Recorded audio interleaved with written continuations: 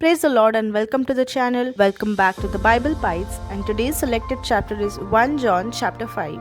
In this video we will cover verse 1 to 13 and remaining verses will be covered in part 2. So let's start with our verse number 1. Everyone who believes that Jesus is the Christ has been born of God, and everyone who loves the Father loves whoever has been born of him. Now this verse tells us that if you believe that Jesus is the Savior sent by God, it means we all are children of God. And if you love God, you should always love other believers. Verse 2.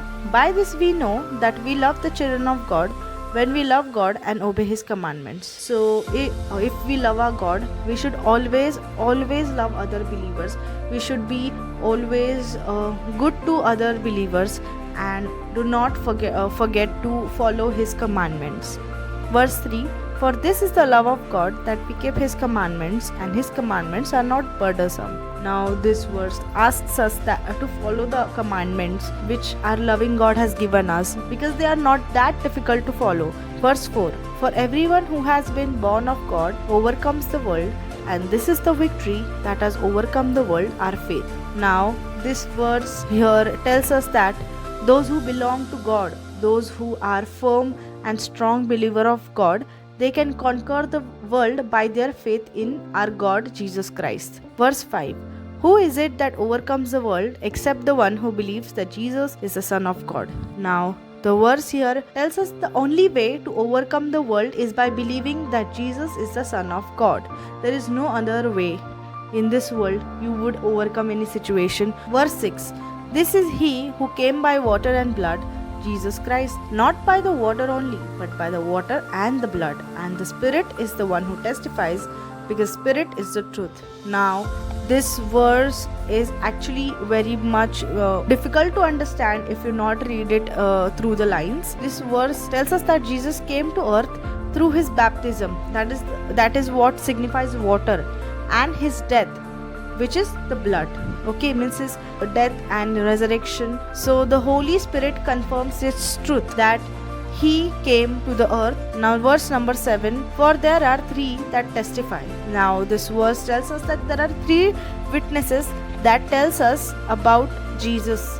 Okay, now let's look at verse 8. The Spirit, the water and the blood, and these three agree. So who are the three witnesses? The three witnesses are the Holy Spirit, Jesus' baptism, that is the water, and His death, that is the blood. This all three confirms the truth about Jesus. Now verse number 9. If we receive the testimony of men, the testimony of God is greater, for this is the testimony of God, that He has borne concerning His Son.